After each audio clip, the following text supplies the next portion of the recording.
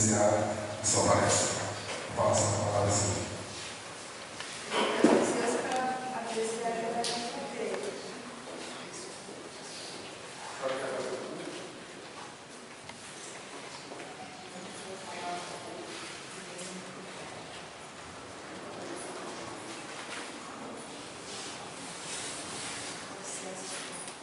Irmãos, amigos, dirigentes, nós não temos a pretensão de sermos palestrantes. Nós temos a pretensão de podermos realizar trabalhos que esteja ao nível de um atendimento, de um diálogo, para que a gente possa avaliar sempre mais a opinião alheia. Esse absolutismo, normalmente a gente encontra, por ter um período de experiências, alguns títulos que se variam por mais, para nós, eles sempre, lógico, importantes, porque é um trabalho que foi realizado, uma dedicação, né? E então, isso é uma consequência, né, que surge alguns tipos. Porém, ao longo de 43 anos de atividade, eu pude perceber que dentro da simplicidade, do despreendimento, é que realmente encontramos um significado para o que está fazendo. Depois, 25 anos atrás, me foi dada a ordem de estabelecer um local para, então, dar continuidade a esse entendimento melhor sobre a mediunidade e para levar algumas pessoas que estivessem com vontade de nos acompanhar para caminharmos juntos, né? Para descobrirmos juntos, para estarmos abertos, né? A uma troca, não só dentro do nosso segmento, escolhido de livre e espontânea vontade, escolhido por amor, escolhido por ver que ele nos abre os horizontes, né? Escolhidos realmente porque acreditamos que a espiritualidade, passando através do plano espiritual à Luanda, nós vamos receber com muita essência o que cada guia traz para o nosso planeta. E então, hoje estamos aqui em Rio Grande, queremos agradecer, né, pela acolhida, pelo momento que todos nós vamos viver aqui, oportunizados pelo 5º Simpósio de Umbanda, né?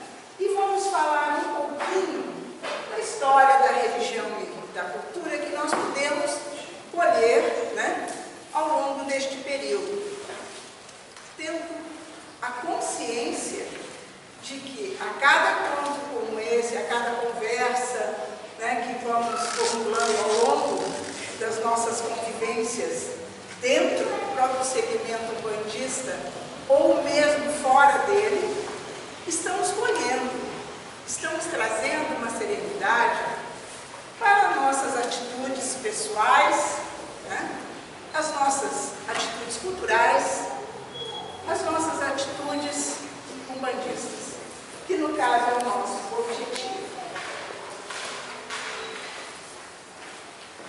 Umbanda, século XXI, quero deixar claro aos senhores que Umbanda, século XXI, não se encerra em nossa palestra. Umbanda, século XXI, vai para o século XXII e assim, quem estará seguindo outros umbandistas, darão cada vez mais, então, uma abertura e um entendimento. Século XXI. Podemos pensar de Umbanda no século XXI. A situação condições diversas, toda uma coletividade, né, que Umbanda veio nesses 108 anos, colhendo da sociedade e principalmente colhendo das entidades. Né? Em 1908, quando houve a iniciação da Umbanda, claro que Zé Fernandino de Moraes, né, um jovem de 17 anos, não podia mensurar, né, que Umbanda estivesse dessa forma como está hoje, porque era um desafio a um jovem que não tinha outros conhecimentos e existência de que espíritos interferem na nossa vida cotidiana, assim como nós interferimos no plano invisível, e que também, né, os orixás, essa lei, essa força da natureza, os elementos da natureza, poderiam estar trazendo para nós informações, né, que depois se tornaria uma religião como está hoje, que a gente realmente não consegue, viu, fazer uma contagem, se essa é a palavra que nós deveremos usar. Porque o Umbanda a gente conta dentro de cada terreiro, né? O que o terreiro está fazendo? O que o terreiro está fazendo? Né? O Umbanda conta, século XXI, com encontros como este que nós aqui estamos fazendo. Né? Daqui sairão novas ideias, sairão pessoas que pensam também uma maneira de não serem egoístas, de trancarem dentro dos seus sentimentos, dos seus pensamentos e conhecimentos, algo que está aberto à humanidade. Então, eu vejo Umbanda do século XXI se multiplicando em conhecimento, consequentemente se multiplicando em orientações dentro de cada terreiro, com a luminosidade e toda a informação possível que cada terreiro tenha condições para carregar.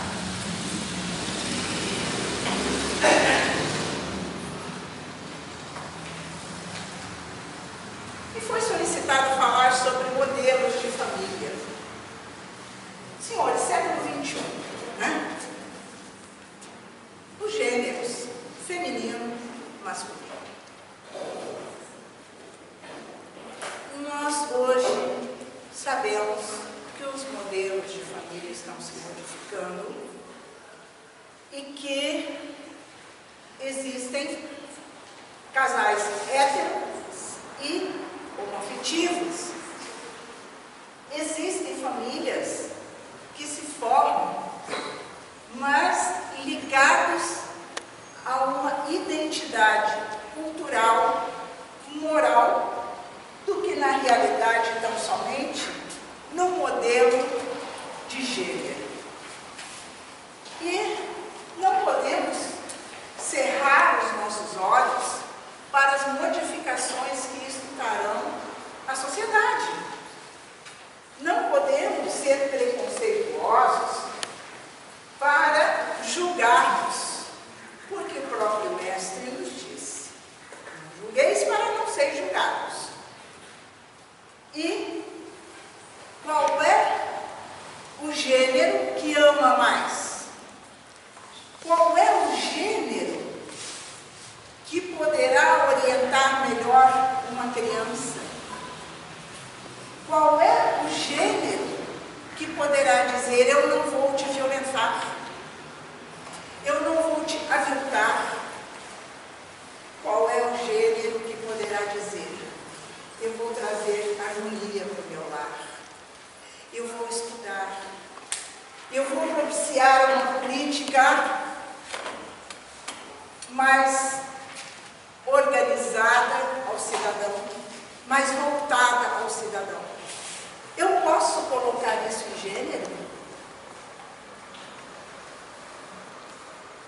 Os absurdos, o que colhe cada ser humano, que coloca o preconceito direto à sua frente, como e ele fica um pano de fundo. Será? Será que isto é século XXI? Aí eu vou na escola dizer ao meu filho, porque ele tem uma coleguinha, um coleguinha cujos pais são homoafetivos, e eu vou ensinar o meu filho a não ter contato com ele. Eu vou ensinar o meu filho que ele tem duas mamães ou dois papais, e por isso aquela criança tem menos moral, menos família do que o meu, porque os gêneros são diferentes. Precisamos orientar a nossa cabeça, orientar realmente, fazendo uma analogia do novo modelo de família, que serão os novos cidadãos do futuro. Se isso é bom ou ruim, a mim não compete. Porque eu busco entender e reservar a mim uma maneira de estar mais próximo do próximo. Estar trazendo amor, dignidade, menos preconceito. Senhores, uma alegoria de pensamento não é um pensamento com objetivo. Uma alegoria de pensamento nos faz voltar a 20, 30 anos atrás, mas não nos situarmos de agora para frente. Como vamos melhorar a nossa convivência? Então, pensarmos no novo modelo de família, ensinar aos nossos filhos o respeito, a boa convivência, principalmente sua formação escolar, dará a esta criança melhor condições de convivência. Vamos seguindo, tudo ficará para a reflexão. Espiritualidade. Espiritualidade. O que é espiritualidade? Sinceramente, eu não sei. Eu busco em cada convivência a espiritualidade. Porque a espiritualidade não está contida somente em um segmento religioso ou outro segmento religioso. Ele está contido dentro de cada cidadão que escolhe a sua maneira de professar a sua fé. De trazer para dentro de si palavras que venham a tratar do seu espírito, de sua alma.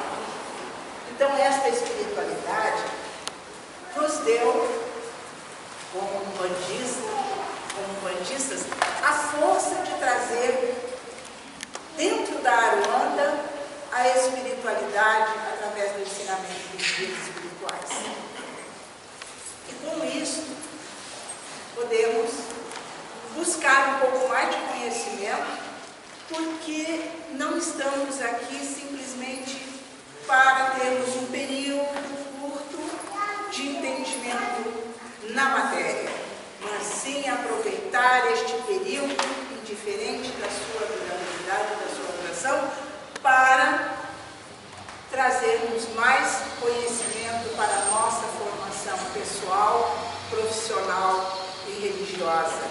Então eu tenho respeito pela espiritualidade que cada ser tem na sua maneira própria de enxergar a espiritualidade. E também não tenho nada contra ateus, absolutamente nada contra ninguém. Eu simplesmente tenho a minha maneira de entender como vou olhar cada pessoa diferente, o que é importante, e também o que eu vou aprender de diferente com ela. Mediunidade. Então, espiritualidade e mediunidade. Aqui nós já sabemos que se tornou popular e conhecida essa palavra através da codificação de Allan Kardec. Quando lançou em 1865 o livro dos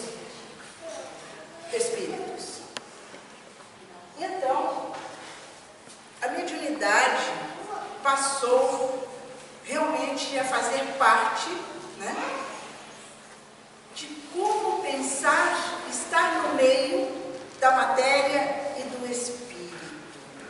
Como estar no meio do que eu posso ver e do que eu não posso ver. Como é que eu vou interagir?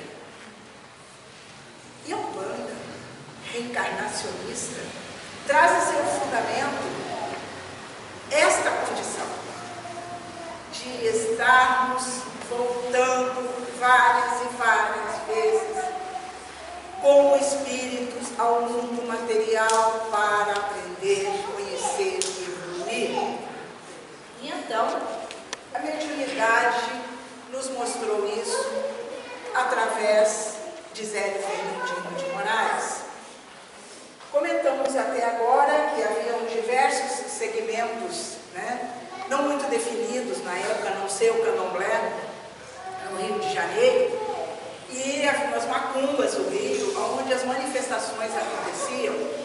Porém, essas manifestações não tinham ainda uma ritualística e uma maneira, né, de levar a certas reuniões mais fechadas esta condição de uso da mediunidade.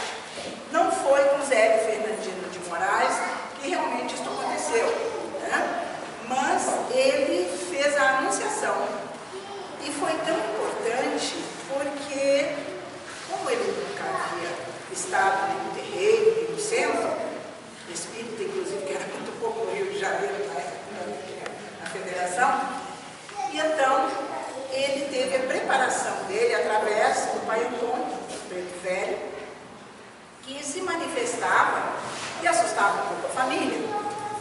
E muito interessante é que antes de realmente o caboclo das 7 encruzilhadas trazer essa informação, ele teve na casa dele a demonstração de Umbanda mais cura, porque mostrou a autocura, que através dessa força espiritual, ele que estava sem conseguir mover suas pernas, disse com toda a tranquilidade, com a harmonia, daquelas pessoas que sabem o que estão falando, sobre a sua condição de, no outro dia, estar curado.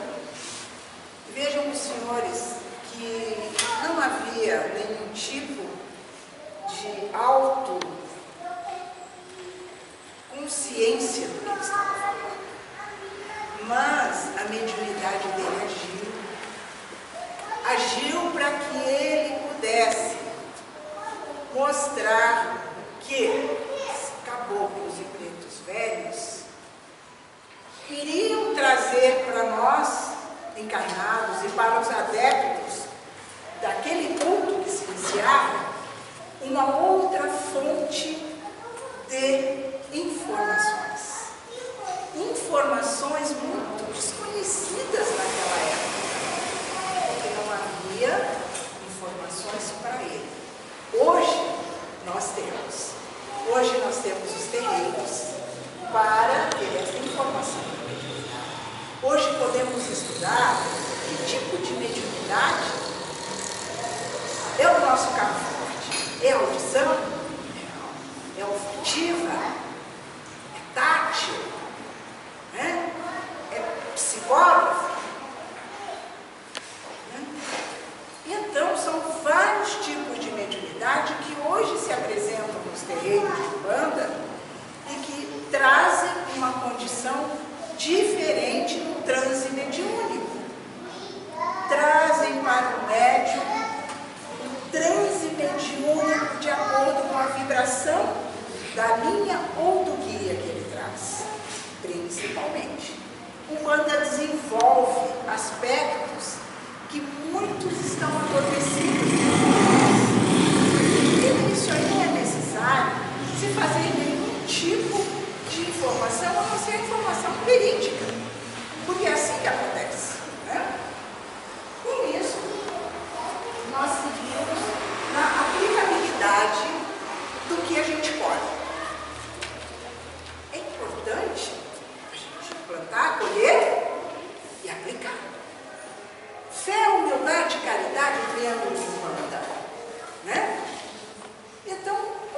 eu aplicar tudo aquilo que a mediunidade, através de um trabalho digno, trazido a maioria dos ensinamentos através dos guias, e hoje nos possibilita e solicita que também venhamos buscar nos vários recursos culturais que temos, né?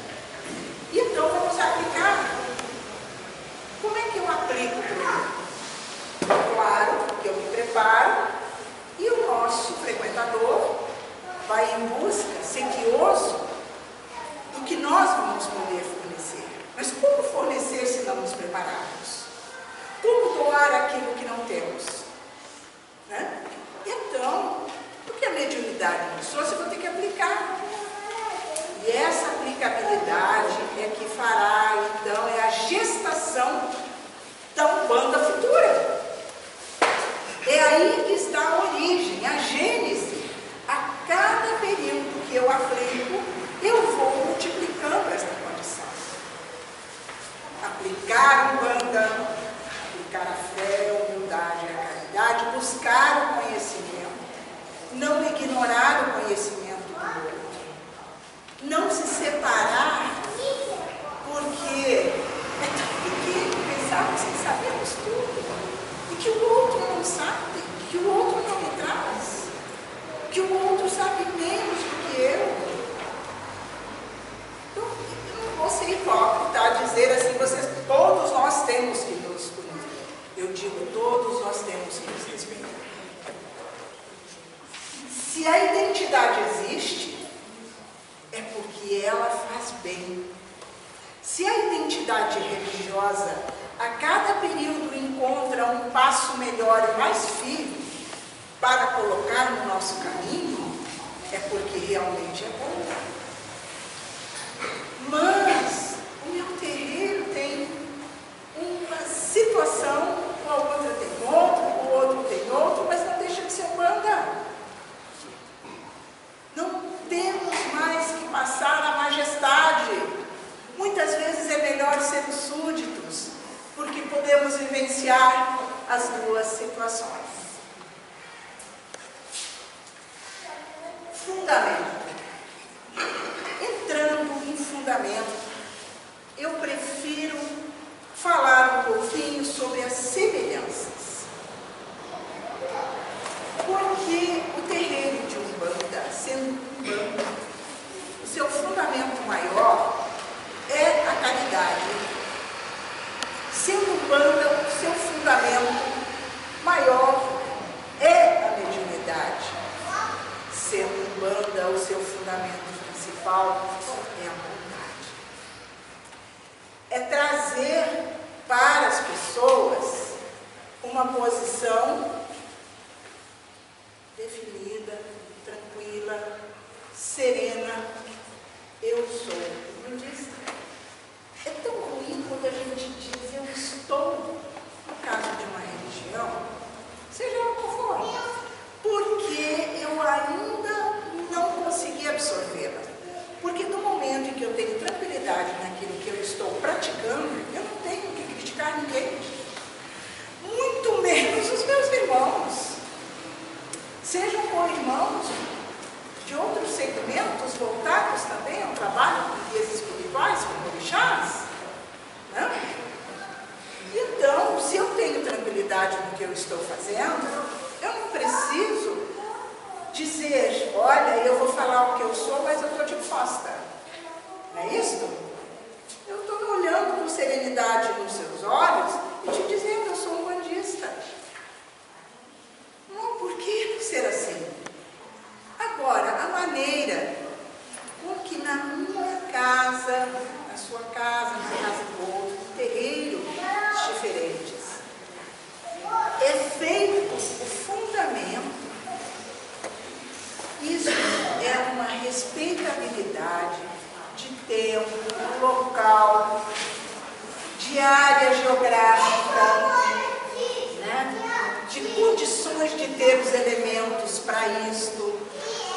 Mas o maior elemento, quando eu vou colocar aquela erva no chão, está justamente no que eu posso me ligar ao astral.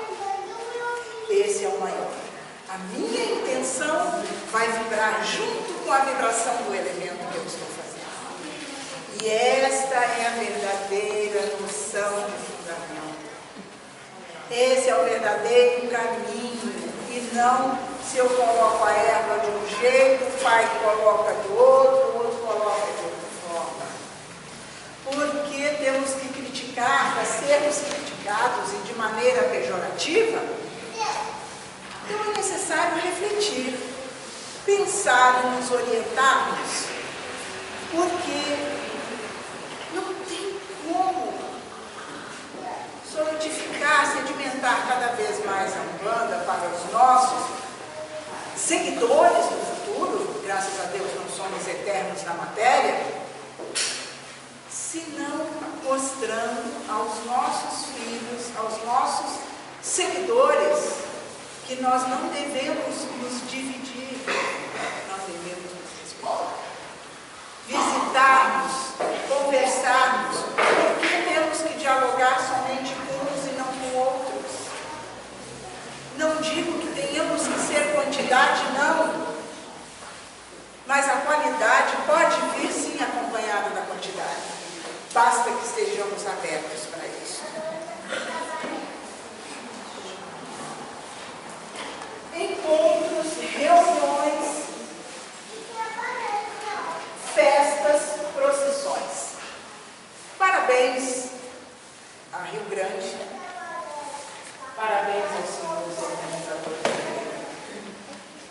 Fiquei muito satisfeita, muito mesmo, de estar aqui com vocês e de ouvir falar dos movimentos que são feitos na cidade, né? A procissão de Pretos Velhos, por exemplo. Fui visitar as igrejas, gostei muito. Se não houver esta vontade, o que as pessoas que não conhecem Umbanda falarão sobre ela? Ela se esconde porque ela não se mostra. Ela não faz encontros, ela não faz simpósios, ela não faz reuniões, ela não faz pessoas caminhando em nome da Umbanda, por onde ele tem todo o direito, porque ele é cidadão. Então não há. Esses eventos sempre deveriam ser cada vez mais mantidos e orientados. Porque é tão bom a gente sair da nossa casa, eu saí lá de São Leopoldo, e vir e estar com pessoas diferentes, com seres humanos, gaúchos como eu, mas que moram numa outra região, que tem muito a me mostrar, a me ensinar. Certamente que eu vou levar para a nossa equipe, que eu infelizmente não pude trazer parte da equipe, vou levar para lá o que colhi aqui com os senhores, o que pude receber com tanto carinho, com tanta fraternidade, com tanta organização como este evento.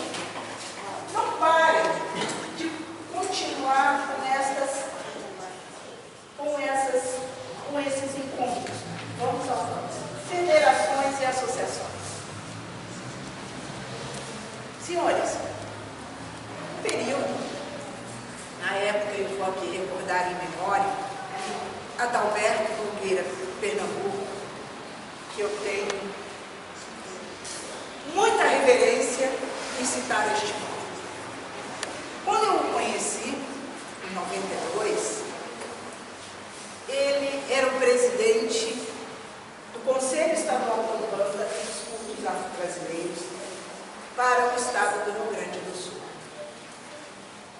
No momento em que conversei com ele, senti que podia aprender muito,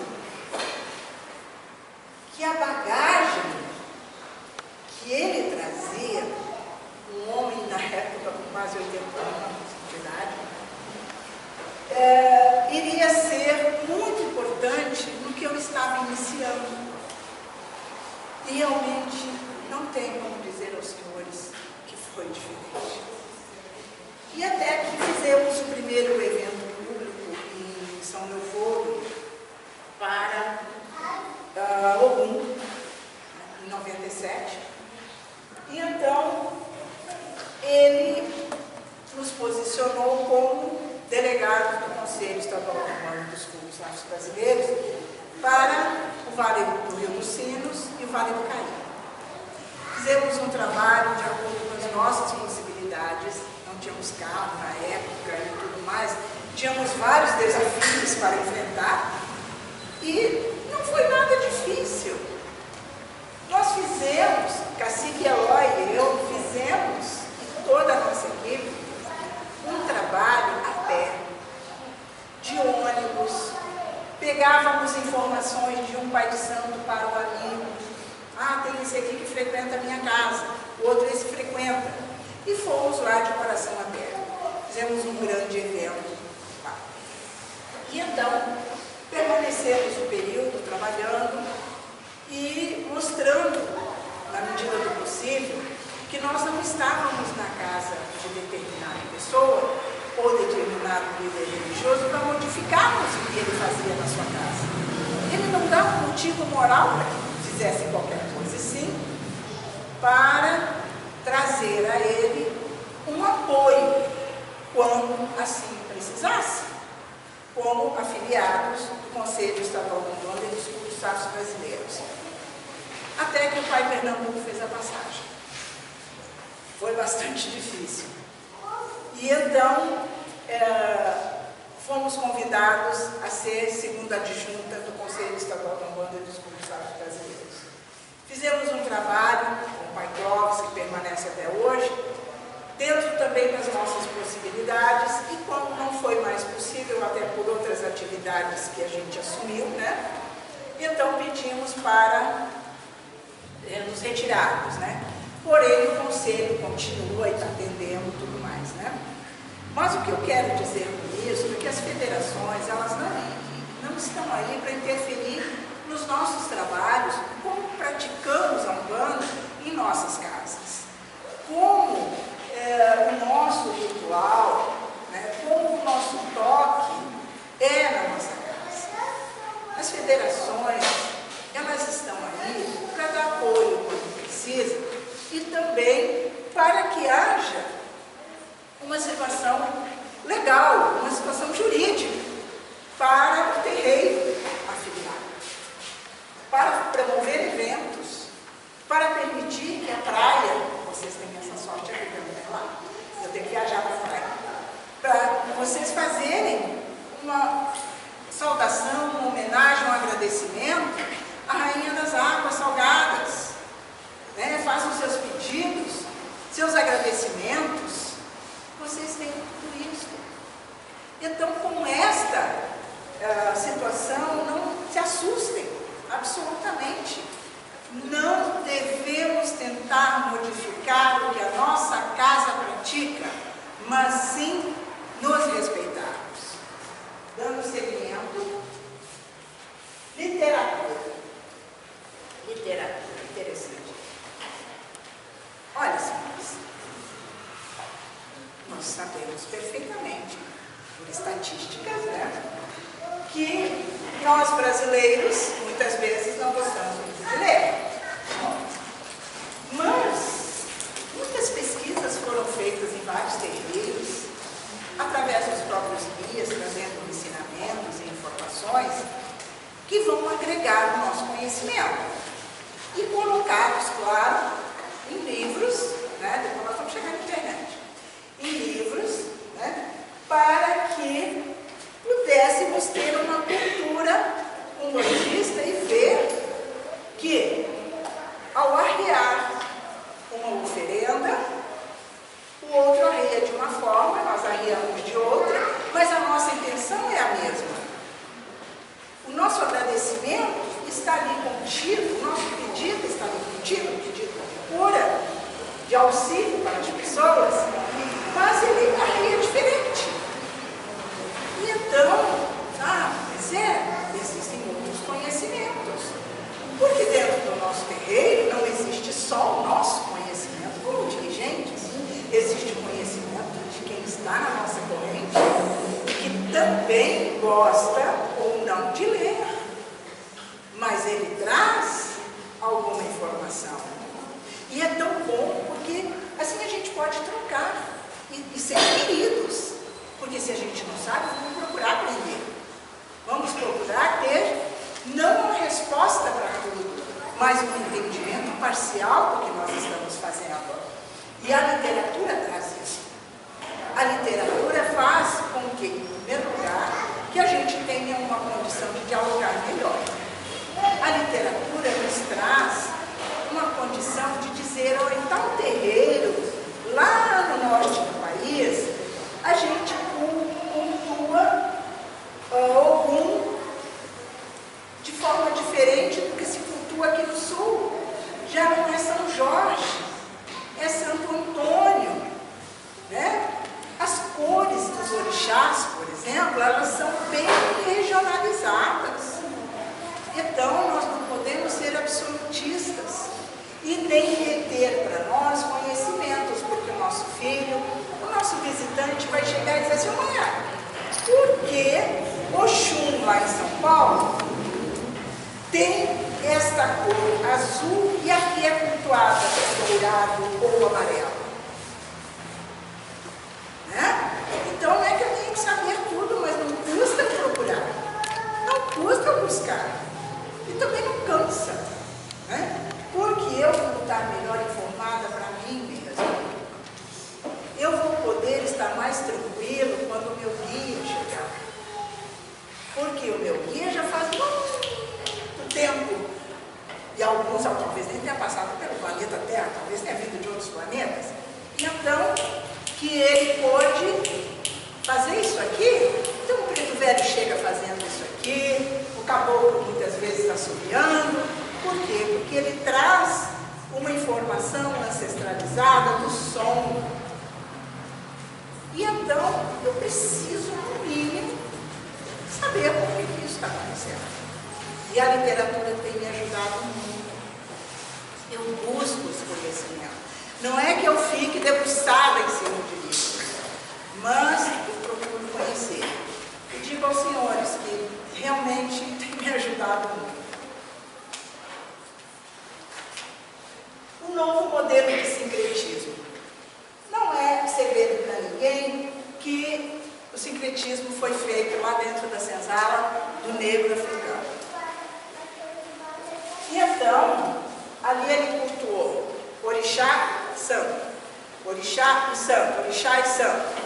Então, vamos colocar São Jorge e Ogum, que é tão conhecido, né? Mas, quando a Umbanda foi anunciada, esse sincretismo já existia. O que fez com a Umbanda? A Umbanda sincretizou a religiosidade que já havia esse sincretismo com o negro africano. Então, buscou o conhecimento do espiritismo na sua questão mediúnica, buscou no africano essa força dos 4 elementos, água, ar, terra e fogo, buscou na religião católica, que era dominante, ainda é até hoje, a questão da fé, do crucifixo, do rosário, né? Porque também muitos deles tiveram que ter as 2 religiões na senzala. O índio como ser natural. Então, quando o xamã trabalha, eu digo que o xamã é o verdadeiro orixá, porque ele movimenta todas essas forças. Ele é dono da terra.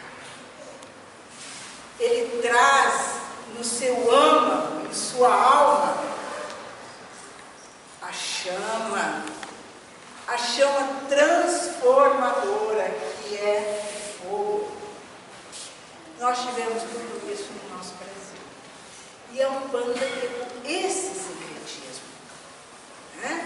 Então, quando se fala em Ogum e São Jorge, nós estamos falando de um sincretismo feito por volta de 1700, 1800, 1600, quando os primeiros negros, infelizmente escravizados, aportaram no Brasil.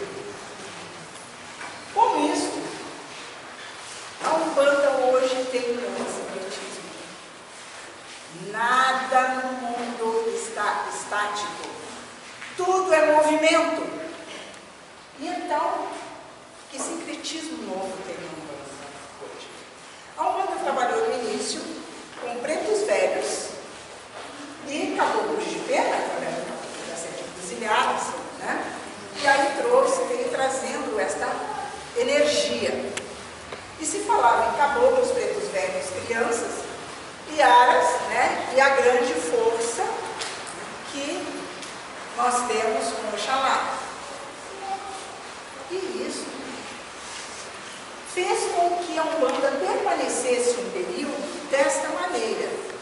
Mas a migração dos centros espíritas, por não aceitarem o descendente de escravo, não aceitarem o conhecimento que eles tinham da essência humana, da natureza como um todo, não podiam então estar numa mesa kardecista. Por favor, senhores, isso não vai crítica, não faz parte da minha maneira de pensar.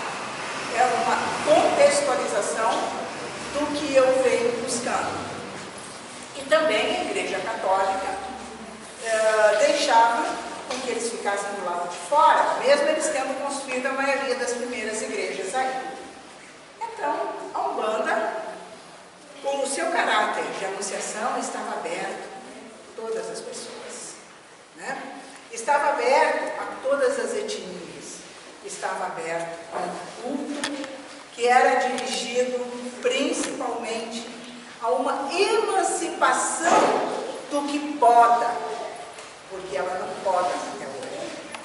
Ela não nos dá isso aqui, ela nos dá um horizonte aberto.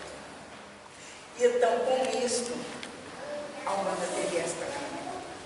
E por isso ainda, senhores, ela ainda é tão criticada. Porque ela tem uma liberdade, mas ela tem uma moral criada em cima dessa liberdade. Uma idoneidade de pensamento. Com isso, esse novo modelo do sincretismo chega até nós hoje de que forma? Primeiro, corporações de espíritos, né? E alguns orixás que vinham sendo trazidos nessa migração. Hoje, se os senhores observarem, eu não sei aqui em Rio Grande, porque realmente eu estou aqui hoje, né? Mas eu vou falar um pouquinho da nossa região. Então, alguns orixás não eram mais cultuados dentro da maioria dos terreiros, né? Um deles, que é um orixá extremamente profundo, né, que é sincretizado a favor de Jesus, que é Nanã, né? Então, a parte profunda, né, a parte do nosso interior, daquilo que nós temos e muitas vezes não conseguimos revelar a nós mesmos. E então, hoje, Nanã está voltando, né? Saluba Nanã está voltando ao nosso culto, porém de uma forma diferente, de uma forma umbandista de cultuar, né? Outro orixá que na nossa região, que é um orixá ancestralizado, no caso do africanismo, que é o Obaluaê, que agora está sendo muito procurado e vem sendo trazido para dentro dos terreiros com um culto um pouco diferente, né? Uma maneira umbandista de trazer esta energia da grande magia, né, para dentro dos terreiros de Umbanda. Por isso eu digo aos senhores que Umbanda não está fechada. Ela tem o seu caminho. Quem pode chegar, chega bem, mas nunca deixando desviar que Umbanda é fé, humildade e caridade, e que dentro dos seus preceitos algumas situações têm que ser reservadas. Uma maneira diferente de se cultuar. E então, vou botar o Baluaê lá no Candomblé, lá na nação dos orixás, mas uma maneira umbandista de cultuar. Então isso é um novo sincretismo da Umbanda. Lembra que nós falamos agora há pouco do primeiro sincretismo? Este é um novo sincretismo que está entrando e a Umbanda só tem a ganhar com isso. porque esses orixás vão trazer no transe mediúnico os ensinamentos para a gente ter uma continuidade melhor no nosso aprendizado. Escolas. Escolas, cursos. Escolas e cursos. Aqui, eu sei que teve pai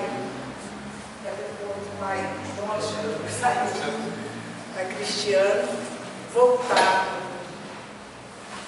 a trazer cursos para que todos possam participar. Não é para modificar, a não ser que queiram, o seu sistema ritualístico, mas para trazer mais conhecimento. Porque aquilo que a gente conhece mais, a gente tem mais tranquilidade para fazer, né? Aquele susto. Vejam, por exemplo, chega lá no seu terreiro um frequentador. Muitos deles vêm com curiosidade. Ah, será que eu vou ver? Nossa, será que é realmente bom? Olha, ai, será que o pessoal lá é legal? Será que eu vou ser bem atendido? Então, são questionamentos. Como eu vou conhecendo a minha casa ao longo de uma interação com o dirigente, o grupo mediúnico e as instalações, eu vou ficando mais tranquila, vou ficando mais à vontade para fazer o trabalho. E então, os cursos, senhores, são fundamentais. Quando eu fundei a Escola de Umbanda Preta Velha Zimba do Congo em 2007, a minha pretensão nunca foi de ficar ensinando, foi simplesmente de trocar. Eu trouxe um projeto pedagógico, né, através de módulos, e vieram muitos pais de santo, lá de Três Passos, Calapuã, foi o pai Daniel que eu fiquei conhecendo nessa época. Então, pessoas que já estavam militando na Umbanda há muitos anos. E então, eles trouxeram muito conhecimento. O que estava dentro de cada módulo foi ficando maior, foi trazendo mais informações. E realmente hoje o senhor vê, 10 anos, né, de escola, cada vez mais a nossa apostila tem que ser melhorada, porque há uma exigência para isso. Então, o curso, mesmo que seja um dia todo de curso só, vamos nos reunir, vamos fazer. Vamos estudar conhecimento, né? Vamos pôr para fora aquilo que nós não sabemos o nosso tempo na Terra. E realmente não é bom levar, porque isso aí não precisa, né? A Terra não precisa levar o nosso conhecimento. Assistência social. Eu fui para o MUDA, tive que levar um projeto para assistência social às comunidades lá. Os senhores têm conhecimento de que as comunidades no Rio de Janeiro assolam muitas vidas pela falta de conhecimento ou oportunidade para que esse conhecimento prolifere. E então o MUDA, Movimento Umbanda do Amanhã, voltado à ecologia, inclusive, e então faz esse tipo de projeto para ajudar essas pessoas a terem um objetivo na vida, a estarem essas crianças mais abrigados de tanta violência, abrigados de não estar usando desde ser uma arma para vir cometer todo tipo de atrocidade no futuro, isolá-los um pouco do vício. E então, a gente fez esse projeto Casulos, né? Levamos e sabemos que eles estão aplicando e realmente estão trazendo dentro das ações comunitárias uma razão melhor para as pessoas terem um futuro na vida. É música, é a literatura, né? São trabalhos manuais, é a cozinha, se aprende a cozinhar, né? Então, esse é um trabalho muito importante. E são muitos terrenos, pessoas. E cada um tem a sua ritualística. O respeito total ao que ele encontrou na casa, que tem que ser assim mesmo. Cada família tem que se respeitar. Se não houver harmonia dentro da nossa família religiosa, o que vamos levar aí para fora? E então, esse projeto de ação social feito pelo MUDA, eu achei muito interessante. Conheci um projeto de ação social aqui e também parabenizo, né? Lá nós trabalhamos bastante, né, nesse quesito com a luz do cárcere, né? É no tempo do trabalho, trabalho feito dentro do presídio central, onde, né, com esse projeto Luz do Cárcere, nós conseguimos, assim, que outros religiosos também, a transformar um pouco, né, todo aquele ambiente que essas pessoas que cometeram, claro, crimes, porque estão ali, possam ter uma visão diferente da vida que levaram até o momento. E digo aos senhores, hoje eles têm lá dentro então uma galeria se descobriu realmente artistas, os quadros que eles pintam, coisa maravilhosa. Então, que satisfação tem cada um que sabe, olha, eu tirei dele o vício, a droga e o revólver, ou a arma, e coloquei um pincel de tinta na mão dele. Então, a ação social a Umbanda faz e deve continuar fazendo. Nós precisamos de Umbanda e sustentabilidade. Uma ação, que eu digo, ação comunitária, mesmo que seja só marido e mulher dentro de casa, sejam duas pessoas, dois amigos, não sei, mas separar o lixo, deixar que o lixo dentro da nossa casa seja realmente separado, para que a gente possa continuar colaborando com essa parte. A nossa casa, o nosso ecossistema já está gritando. E então, uma coisa muito importante é que nós podemos fazer isso no nosso terreiro e também começar a cuidar dos nossos recursos hídricos, porque eles são finitos, eles vão terminar, e nós não queremos que os nossos futuros descendentes venham a guerrear por causa de uma nascente de água, que talvez nem tenha mais porque já foi poluída, e nós colaboramos com esta situação.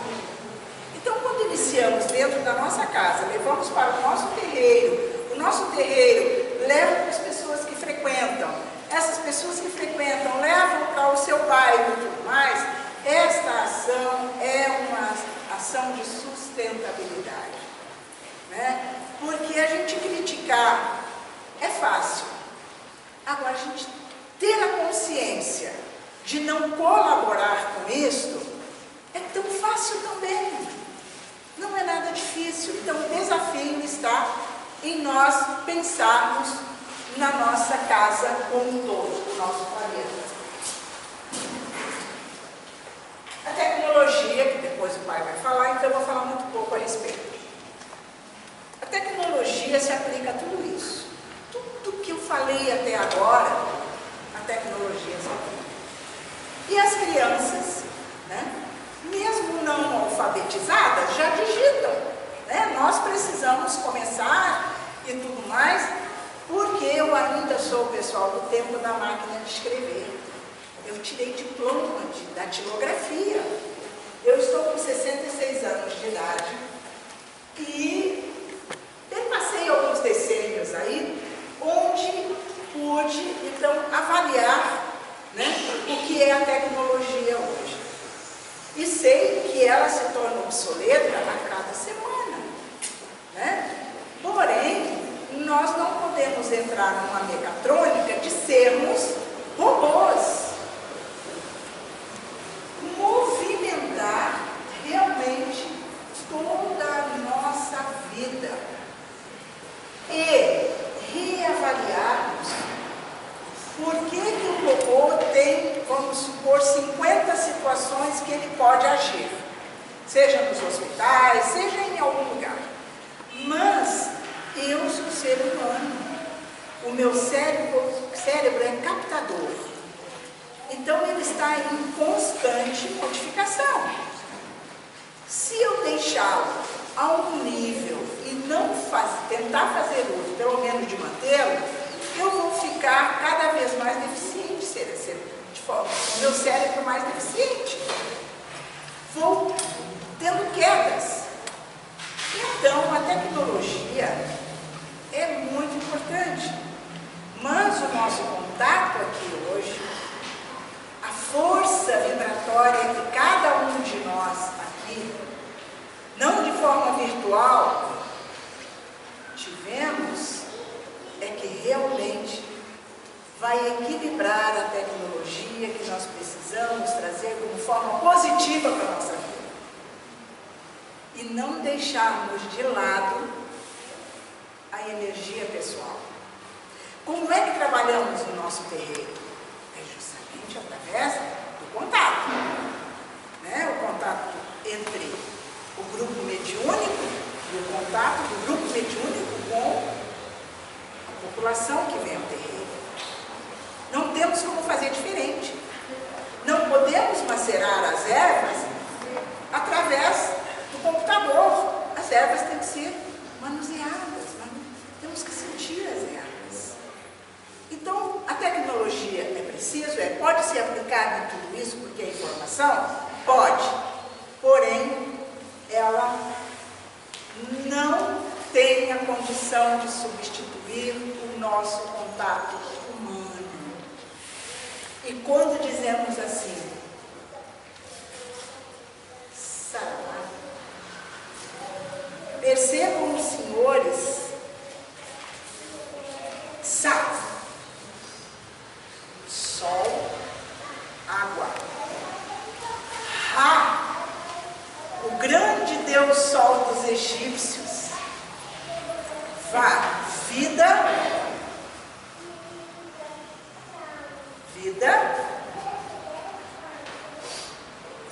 amorosa. Então muitas pessoas classificam Saravá como uma religião. Ele é uma informação ancestralizada do que nós hoje recebemos, que é a força do sol, da água para a nossa sobrevivência. Muito obrigada.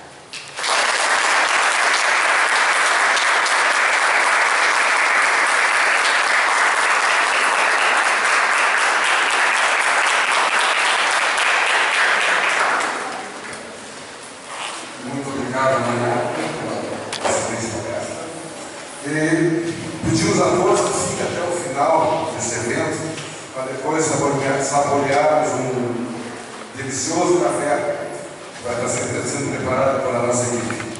Para as crianças, ali ao fundo, tem canetinha para fazer desenhos e se entreter. Lembramos a todos que o Instituto algumas ações. O Instituto tem uma oficina de tambores e cantos. Tem um curso Conhecendo a Umbanda, que está sendo ministrado lá no Cassino, aos sábados. Temos um projeto, a Companhia de Dança, Teatro, Capoché e Coral na Escola Viva. Temos um projeto de desenhista de tiras para a criação de uma revista em quadrinhos com entidades e orixás como super-heróis.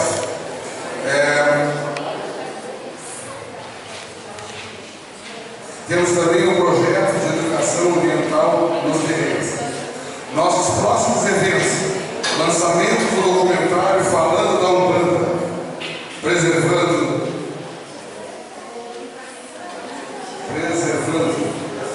em agosto. Um encontro de líderes da Umbanda também em agosto. Workshop de Umbanda em outubro. E o 5º Festival de Tambores e Dança, Curiba, no início. O Instituto ainda tem diversas ações sociais, como distribuição de alimentos e doação, brinquedos, fraldas, material higiênico e de limpeza. Quem quiser fazer essa doação, é só entrar em contato conosco.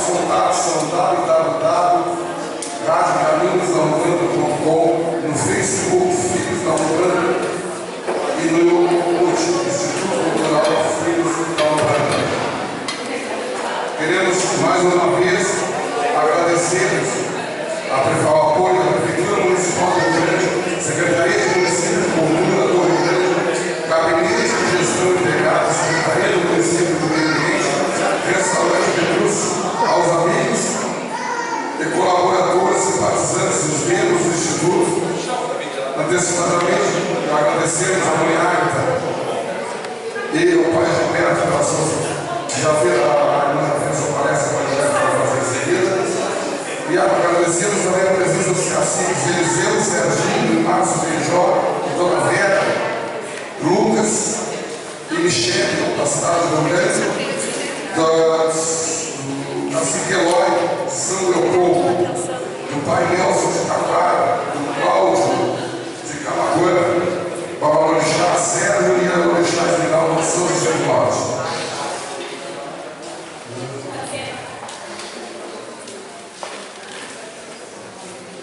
Mais uma vez, eu estamos a todos os lugares. Mas agora vamos chamar a segunda palestra do dia, Pai Gilberto. Pai Gilberto.